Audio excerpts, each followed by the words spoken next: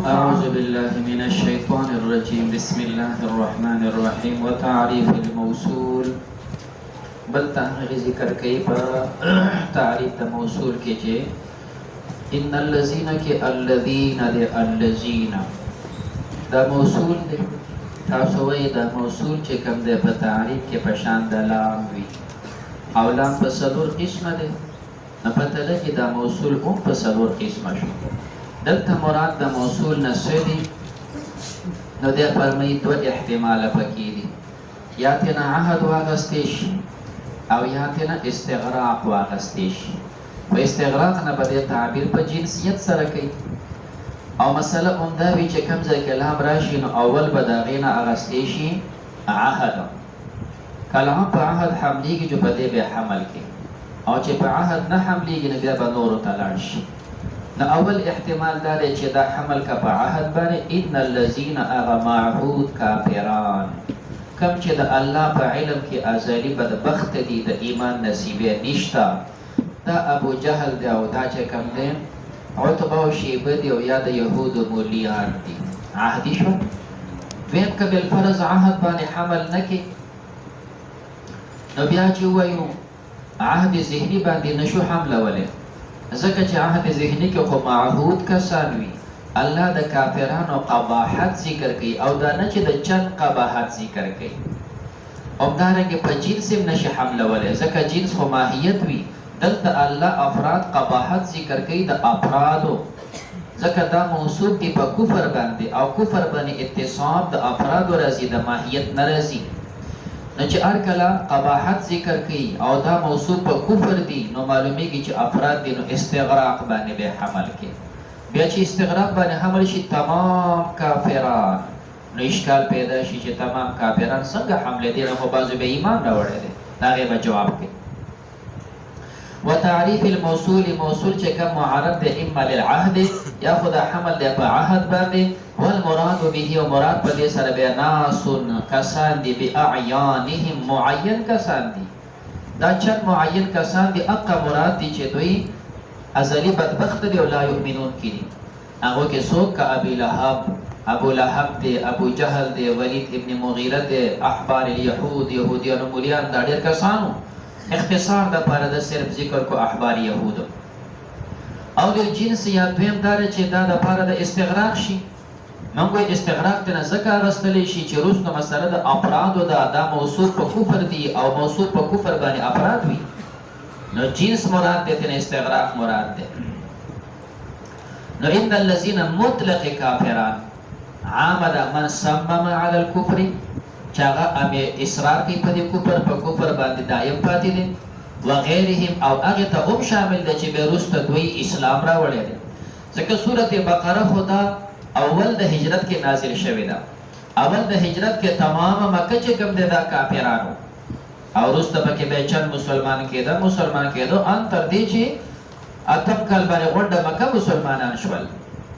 نبی څنګه ویلې شي چې دا تمام کافران گنی سواء علیهم انذرتهم ام لم تنذرهم لا یؤمنون غیر ایمان راوړی دی نو بیا فرمایي چې دا تعمیم سره حمل کې استغراق سره نبی په پد کې تخصیص وکړي مراد الذين كفرون بهغه کافران شي چې هغه مصرین علی الكفر دي دا ته مراد دي او کوم چې غیر مصرین دی به نه خارج کې یعنی هغه خلک چې هغه رسته ایمان راوړي هغه دا شامل نه دي اته خارج دي قرینه په دې باندې رسته دار چې سواء علیهم الله فرمایي کته له دعوت ورکیو کنه ورکه دوی ایمان نه راوړي نو چې نه راوړي مراد نه هغه خلک دي چې هغه مصرین علی الکفر دا مراد دي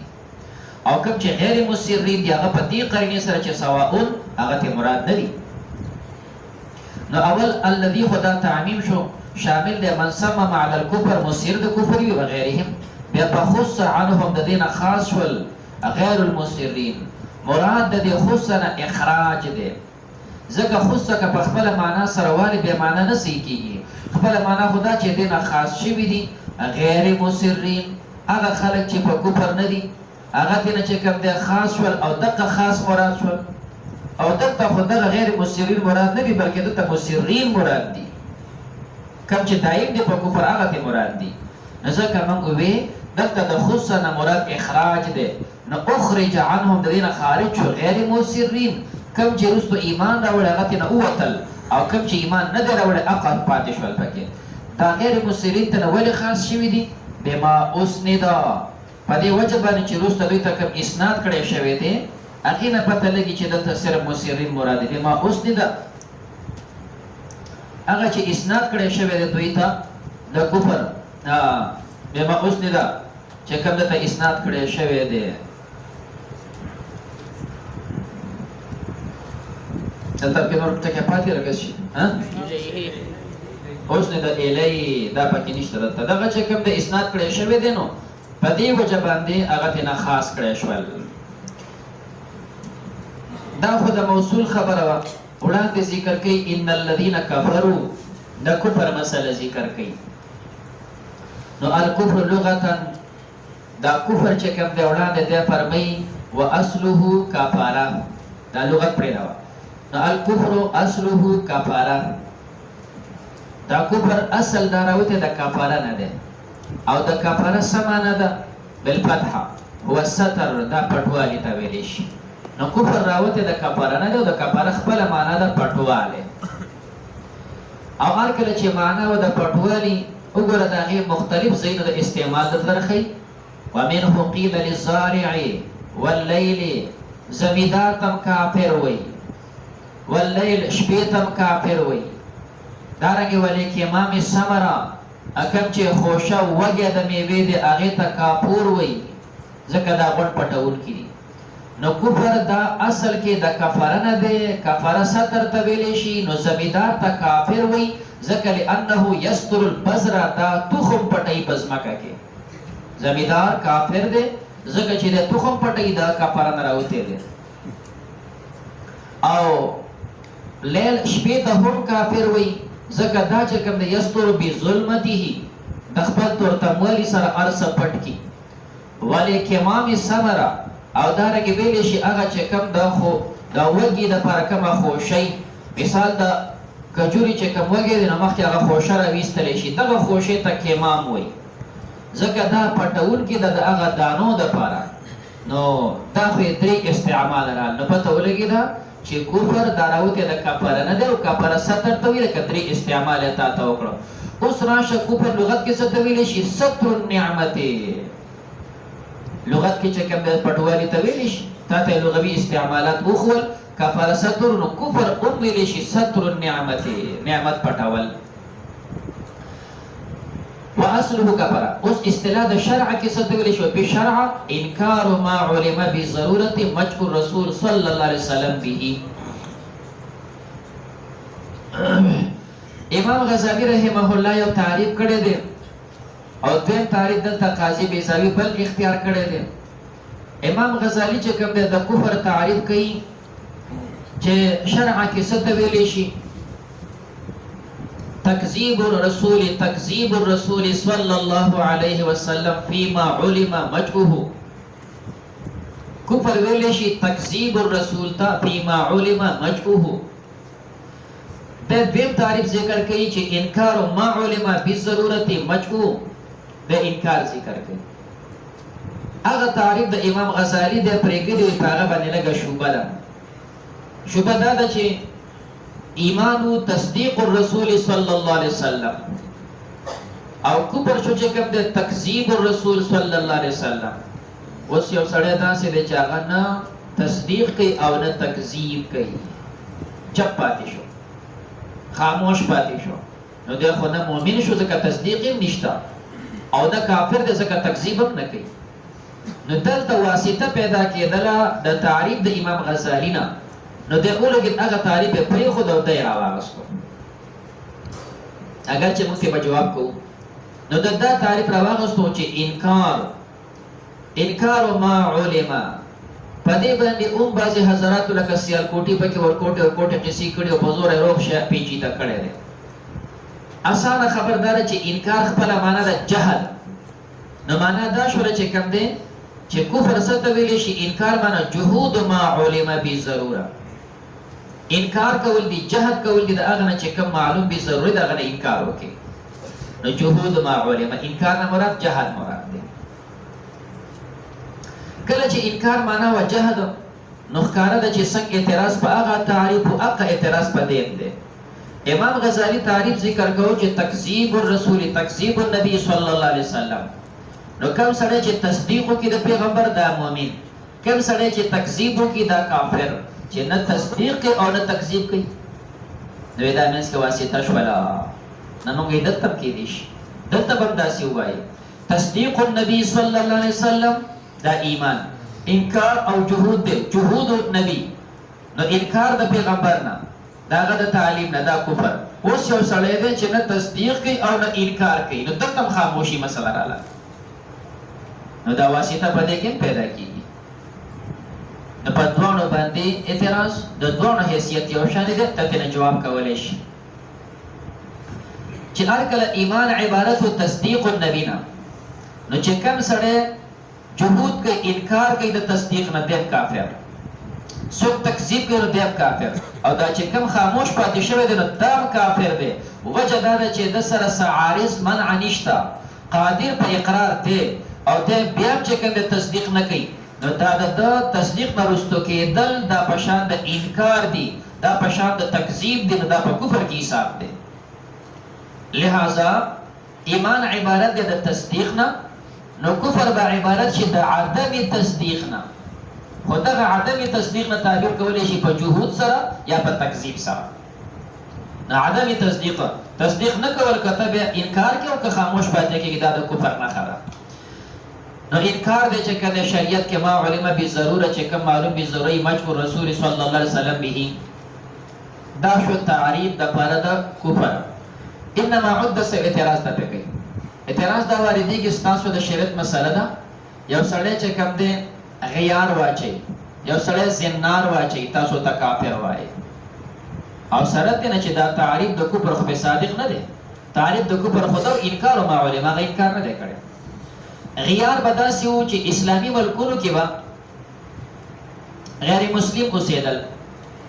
اوس دې خلکو ته څه پته لګي چې دا مسلمان دی او دا غیر مسلم دی، نو کوم غیر مسلم په دې اوږه باندې به د کپړې خلاف یو کپړه ولا اچولې وه. مثال سپینه کپړه کې نو په دې وسره کپړې، ستا تورې کپړې په دې وسره کپړې، نو دا کپړه نښه د دې ده چې دا غیر مسلم دی. نو د مانځه ټیم شو به غونډ جومات ته منډې وایي، نو که کوم یو ناست دی نو دا شرطي وګوري کپړه پېشتي نو څوتره ځکه خو هندو دی نو سیک دی نو یهودي دی نو څوتره، خو چې دا شی پې نشته او ته مسلمان دی ناست دی به ته غره وباسي. دارنګه چې کوم دی دا شراب خرڅوي نو ویې ګورو چې دا شی پېشتي ښه دا نو کافر دی څه به کوي، او چې دا پکې نشته نو پته لګي مسلمان یې نو د دې نښې د امتیاز دپاره بیا په دې اوږو ته یوه کپړه لګولې وه مغیر د کپړې نه، هغه ته بیا غیار بیا ورته وایي چې پته لګي چې دا سړی غیرونه زموږ نه غیر دی مسلمان نه دی. او کله به داسې کړي چې داسې یوه پیټ تار به و هغه د دې اوږو په دې منځ کې ورته ښکته داسې اویزان کړی و، نو دې ته بیا زنار بیا ورته وایي چې دغه څیز نښه ده دپاره د غیر مسلم چې بیا درته څوک څه وایي نه. نو هغه وخت کې به غیر مسلم ورته په شا باندې دا شی ښکته و پیټ تار اچولی شو چې خلک یې کتې شي. اوس یې مسلمان ته هغه شی مخې ته راوړو ټۍ یې ورته واچوله، اوس یې مسلمان ته لکه مخې ته راوړوله که نه. نو یو خو هغه زنار وروستو هغه مسلمان مخې ته راوړ، نو دا چېرې موږ ستاسو غلامان یو ښه په خپله ځان ته د غلامۍ شی واچو. دویم دا چې تر اوسه پورې موږ انسانانو خو پته لګي دا خره زموږ نه اوچت و د خره لکۍ وروسته موږ به خیر د لکۍ ځان له مخکې وکړو، د خرو نه کم نه یو موږ اوس خره شو ښه ترقي مو وشوه، خرو ته ورسېدو لکۍ به مخکې واچوله. اسلام د داسې څیزونو نه انکار کوي ښه. غیر لباس بنا چې د مسلمانۍ ساده لباس، تعلیم نه انکار نه کوي، د سبقونو نه انکار نه کوي، د کالج نوستو نه انکار نه کوي، خو دا کالج یونیورسټي او دا تعلیم او میډیکل او انجینیر په دې ټلې کې دی، دا خامخا په دې کونه ښکاره کولو کې دی، په دې کې خو نه دی. غټې غټې کپړې واچو بچي ته سبق وایه، کپړې ته واچو که نه سبق ورته وایه. جینکې دې راځي چې کوم دی سبق ورته وایي بلکل یې ورته وایه. پرده کې راځي چې کوم دی خپل تعلیم سبق چې کوم دی اول تاسو یې نو ته چې کوم دی ستا کور کې بیماري شي نو ته سړي د خپله ښځه بوځې ته ښځې له بوځې، نو چې تا ښځه ډاکټره کړې نه د خپله ښځه به چا له بوځې، خپله لور خور به چا له بوځې. نو اسلام چې انکار کوي د دې بربنډتوب نه کوي، د دې بې حیایۍ نه کوي، دا چې الک او جنې په یو ځای باندې کېنې چې کوم دینه انکار کوي کافرانو زور په دې لګولې تعلیم باندې دی، نور تعلیم مقصود نه، مقصود چې کوم د خلک به حیا کول دي. دا د دنیا د قصونه چې تاسو وګورئ کنه حیران بشي، صرف دا وایي کار دی چې دا سړی په ښځو باندې څنګه واچو کنه.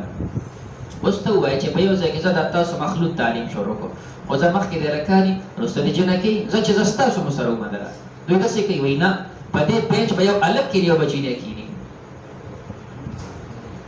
زه ځای نشته د یو تعلیم ورکوي، زه ستاسو د سره ومنله، خو دلته هلکان کښېنه وروسته جنکۍ کښېنوه که نه. جنکۍ دې به زه خپل اصله هلکان نه، دا چې هلک ناست نو بله به ورسره جینۍ کښېنه، نو چې تا سره جینۍ کښېني ته به سبق وایې، سبق به وایې. یو ملګري راته وایي چې دلته د انګریزان راغلي وو که نه، نو بیا د انګریزانو داسې کار وکړو چې ټول ملک یې کسان چاڼ کول، څه پکې پاکستاني او څه افغاني، چې دوی له موږ اعلی تعلیم ورکوو، اعلی نه اعلی. نو په دې ملکونو کې چاڼ داسې کول 24 کسان یې صرف اخیستل، په 24 کې 12 هلکان او 12 جینکۍ وې. اوس ته ووایه چې په دې دونه ملک کې چې کوم دی ته 12 هلکان راوباسې دا به څنګه هلکانېږي نه، یا دا جینکۍ څنګه وي. نو هغه کس چې راته قصه کوله نو هغه یو هلک ما پېژندو، زموږ وړاندې شاید رشته کې هم راځي. هغه هلک چې کوم دی بېرته زه هغې ملاقات ته تللی وم، خو دې بل ماته قصه کوله. ملاقات ته یې لاړم چې کوم دی نو هغوی دپاره دا چې کوم هلک و ده سره چې کومه جینۍ وه، نو دغه جینۍ پلار په امریکا کې اوسېږي او د مالدارو نه مالدار ترین سړی دی، دی افغانی خو اوسېږي په امریکا کې، وزیر پاتې شوی. او هغه جینۍ د هلک وایي چې زه له پخپله ورغلی یم هاسټل ته، و یو خوا ته چې دې نور ته ګورې بل خوا جینۍ ته ګورې چې کوم دی وایي تا له به حیا درشي، داسې جینۍ وه که نه. دغه جینۍ تا سره په دې بینچ هم ناسته ده، او دغه جینۍ تا سره شپه ورځ په یوه کمره کې اوسېږي، هلک او جینۍ په یو کمره کې اوسېدل. نو اوس ته ووایه که نه، دا تعلیم دی. تعلیم دې ته وایي چې ښه جوان هلک او دغه شانې جینۍ دا دې په دې یو ځای باندې سبق هم وایي، او بیا به دواړه دا هلک او جینۍ په دې کمره کې، هغه هلک او جینۍ په هغه کمره کې، شپه ورځ دې په دې کمره کې هم پراته وي. نو بس نور تاسو ښه پوهېږئ نه، هغه د تېراوالو خبره ده چې کوم دی مولا تقریر کوي، موږ بزرګ دې ته وایي چې کوم دی چې پردۍ جینۍ سره شپه وکړي او څه ورته ونه وایي. تېراوا ورته وایي چې پرېږده مړه راځه، موږ ورته اجړا وایو، دوی ورته متقي وایي. چې په یوه کمره کې ورسره شپه کړي موږ ورته اجړا وایو، او دوی ورته متقي وایي، خو موږ ورته اجړا وایو که نه، دوی ورته متقي وایي. دا متقي دغه شي ته وایي. نو دا تعلیم دی، دا حیا ده که دا بې حیایي ده. داسې چې دلته څونه وګورئ که نه، دلته بلجیم والا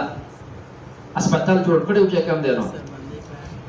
د هغې خپل طریقې نو مولیان پکې چې کوم دی دا خلاف که ورانې. نو ما ته چې مخکې دا شی معلوم کړو چې دا جوړ شوی څه دپاره دی او کېږي پکې څه،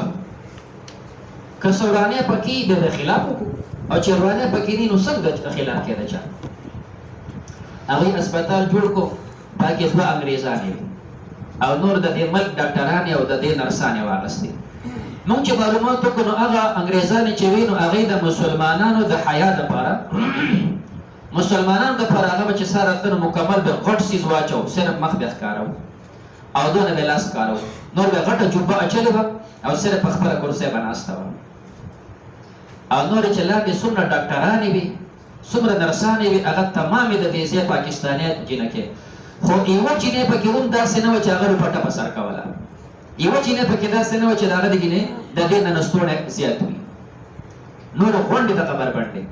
نو چې دا معلومات وشول ما هغې ته ویل چې ښه تاسو خلاف کې د چا کوئ؟ د خپل پاکستانو کوئ، بربنډې خو ستاسو دي. هغه 2 ډاکټرانې پکې دي نه، خو بربنډې نه دي، خو چې کوم دی په حیا باندې ناستې دي، خو تاسو چې کوم دی پکې بربنډتوب کوئ. نو مقصود دا دی چې تعلیم په خپل ځای، بربنډتوب په خپل ځای. مسئلې د هغې چې کوم دی چې بې حیایي نه چې کوم دی اسلام انکار کوي، د حیا او د عزت تعلیم نه انکار خو نه کوي. نو مثلا مو دا ذکر کوله چې پخوا انسانانو مسلمانان هغوی کې غیرت و، کافران به د هغوی ماتحت و، نو هغه ته به دا نشانه اچولې وه چې یاره دا نشان دی چې موږ ته پته لګي غیر مسلم. اوس غیر مسلم موږ ته هغه شی واچو مخې ته چې تا ته پته لګي چې ګوره دا کټاس انګریز دی، ښه دا زموږ کټاس ملګری دی. اوس او دا تاسو خې نه اچوئ ځکه تاسو ملګري نه یو نو ټای لټای داسې شی که او د داسې څیزونو نه ځان مسلمانان خبر نه دي خبر. یو ځل ګاډۍ کې راتلم یو کس دی هغه تور بګړۍ په لاس کې داسې اچوي هلکه شانتي وما ته چې هسې بچي منتان تپوس کوم دا سیز تا ولې اچولی دی جو غلی شو نو ما ورته چې د دې هسې تا ته څه وجه معلومه ده چې په دې کې څه ثواب دی په دې کې څه وایي ما ته پته نشته باسې مې اچولی ده ما ورته بچیه دا خو د شیعګانو نښه ده دا خو د غیر مسلمو نښه ده اوس که دې ځای کې دا ګاډی وجنګېږي او ته دلته مړ شي زه امام الجنازه کوم زه ستا جنازه نه کوم ستا په لاس کې د غیر مسلمو نښه ده زه څنګه تا د مسلمان ووایم ما ته څه پته وه فقط ته مې اوښکې رښتې وغورځوم نو اصل کې دی چې دا مسلمانان د داسې څیزونو نه خبر نه وي نو هغې ته دا شیخت کړه چا په لاس کې یو شی اچولی یو چا په غاړه کې بل اچولی یو چا په سر کې بل شی اچولی نو اعتراض دا پیدا شو چې تاسو خو وایي کفر دې ته ویلی شي جهود او انکار ته وایي یو سړي مسلمان دی او دا شی غاړې ته واچو نو موږ چې ورته ګورو کافرون یو مسلمان دی او شاته دا پړی اچولی دی نو موږ ته څه وایو کافر ورته وایو نو هغه خو جهود نه دی کړی خو انکار نه دی کړی بیا مو ته تاسو کافر وایي او ته خو د کفر تعریف کوې په انکار سره نو دی جواب کوي دا چې چا د کافر دا نښه په شا کړې ده موږ ورته کافر په دې نه دی ویلي چې ګنې د انکار کړی د شریعت نه داسې کافر ورته نه وایو بلکې د نښې ته چې ګورو نو موږ وایي دا نښه دې د کافر ده نو ته به کافر یې نو په دې وجه ته کافر وایو که ته کافر نه وې تا دا شی ولې اچو خو چې دا سیز دې اچولی دی نو معلومیږي دا چې ته کافر په دې نښه ده ته کافر وایو نور خو موږ ته کافر نه وایو انو فرمایي دا چې وانما عد شمیرلی شي منه د دې کفر نه لبس الغیار اچول د غیار وشد زنار او تړل د زنار ونحو کفرا ځکه لانها تدل على التکذیب دا دال دی په تکذیب باندې فان من صدق رسول الله څوک چې تصدیق د پیغمبر علیه السلام کوي لا یجترئ علیها دا زړورتوب نه کوي چې د کفر سیز غاړې ته واچوي ظاهرا نو دا دال دی په کفر ځکه ورته کافر وایو لا لانها په دې وجه ورته نه وایو چې انها کفر چې دا زنار کفر دی په انفسها په خپله خو کفر نه دی واحتجت المعتزله بما جاء في القرآن دا یو بل اختلافي کلامي مسله ذکر کوي حاصل دا دی چې کلام الله اهل حق قدیم دی معتزله وی حادث دی مدار د اختلاف په کلام نفسي او په کلام لفظي دی اهل حق کلام نفسي مني نو قدیم ورته وایي او کلام لفظي ته حادث وایي او معتزله کلام نفسي نه مني صرف کلام لفظي مني او کلام لفظي ته حادث دی نو هغې قول کې په حدوث باندې دا مختصر ټکی د شرع قاعده راشو دلته مسله دلته ذکر شوې ده چې صیغې د ماضي بیان شوي دي انعمت ماضي ده دارنګې چې کوم دی انزل الیک ماضي ده دارنګې دلته الذین کفروا ماضي ده او طریقه دی چې ماضي کوم ځای کې ته یو فعل ذکر کړې نو د هر یو فعل دپاره به مخکې مخبر عنه وي ته وایې جاء زید نو مخکې به وګورو چې زید راغلی که نه دی راغلی مخبر عنه به غواړي اوس دا کلام چې الله خبر ورکو انزل الیک الذین کفروا الله خبر ورکو نو دا کلام به مخکې مخبر عنه غواړي نو معتزله وایي ستاسو نه تپوس کوو دلته کلام لفظي مراد ده که کلام نفسي مراد دی که کلام نفسي وایي نو کلام نفسي اوس انزل الیک او کفروا د کفر وکړو په هغه کلام نو د دغه کلام نفسي نه به مخکې مخبر عنه مني او د کلام نفسي نه خو مخکې مخبر عنه شته نه تاسو یې وایئ موږ وایو چې نشته دلته خو مخبر عنه غواړي کلام ذکر دی او د هغې نه مخکې مخبر عنه نشته نو پته لګي چې کلام نفسي باطل دی هغه نشته کلام صرف لفظي دی او چې لفظي تا ذکر کو دې خوا تعبیر کې کفرو دا به اوس مخبر عنه غواړي نو هغه ازلي کلام مخبر عنه شو نو دلته کلام لفظي مراد دی او کلام لفظي دا حادث وي نو کلام حادث او که کلام نفسي واخلي هلته مخبر عنه نشته او سره د دې نه چې هر کلام مخبر عنه غواړي او هلته شته نو کیزب به لازمیږي په الله باندې او کیزب محال نو کلام نفسي به نه لفظي به والي او لفظي مخبر عنه غواړي دلته به کلام پټ شي نو دې اعتراض کې فرمایي واحتجت المعتزله معتزله حجت قایم کړی بما جاء فی القرآن کوم چې راغلي په قرآن کې به لفظ الماضي په صيغې د ماضي سره چې کفرو انزله دی على حدوثه دادال په حدوث د کلام لاستدعائه زکدا غواړي سابقه مخبر عنه مخکې مخبر عنه غواړي وأجيب دنه جواب کړی شوی دی حاصل د جواب دا دی تاسو عقایدو کې وایي یو کلام دی دا د الله صفت دی قدیمه دا مخبر عنه سره کار نشته دویم د دې کلام تعلق دی د چا سره چې د کلام تعلق د چا سره راشي هغه متعلق هغه حادث وي دا تعلق حادث وي نفس کلام دا قدیم دی تمام صفاتو کې دا طریقې چې متعلق بدلیږي تعلق بدلیږي خو صفت نه بدلیږي شریعت کې طالبانو د پوهې دپاره موږ داسې وایو تا شیشه داسې ونیوله او دې سړک ته ګوره په سړک کې ټرک راغی دلته ښکاري په سړک کې غویه راغی ښکاري هلته چې کوم دی خرګاړی راغی هر یو څیز چې تېرېږي دلته ښکاري شیشه په خپل ځای ده د دې تعلق راغی د ټرک سره هغه متعلق شو هغه متعلق حادث و ځکه هغه ختم شو دا تعلق د ټرک سره هم حادث و هغه هم ختم شو ورپسې خرګاړی راغی اوس د تعلق د خرګاړي سره راغی خرګاړی ورخوتو متعلق ختم شو هغه تعلق هم ختم شو ورپسې انسان راغی هغه ختم شو تعلق هم ختم شو بیا ښځه راغله هغه تعلق ختم شو شیشه هم قشانې په خپل ځای ده متعلقات بدلیږي تعلق بدلیږي خو صفت نه بدلیږي دقه رنګې د الله صفات دي کلام دی صفت قدیمه تعلق چې د چا سره راشي نو متعلق حادث تعلق حادث اوس د دې تعلق راغی ځکه مخلوق سره انزل انزال سره تعلق راغی مخلوق سره چې کفرو نو دا تعلق حادث دی او د تعلق د حدوث نه چې کوم د حدوث د کلام دا لازمي نه دی تا ته مثال درکړي څنګه چې تاسو خبره ده په کلام کې همداسې خبره به وچلو په علم کې د الله علم د تعلق راشي د معلوم سره دا معلوم حادث دی تعلق حادث دی علم قدیم دی همدارنګه تعلق د قدرت دی قدرت تعلق راغی د مقدور سره مقدور حادث تعلق حادث په قدرت قدیم اجیب جواب ته نکړی شي بانه مقتضى التعلق دا مخبر عنه چې غواړي دا تقاضا تعلق ده او تعلق حادث دی نو دا مخبر عنه غواړي وحدوثه دا تعلق حدوث لا يستلزم دا مستلزم حدوث الكلام حدوث د کلام د لپاره بل نظیر کما فی العلم لکه څنګه دا خبره علم کې چلولې شي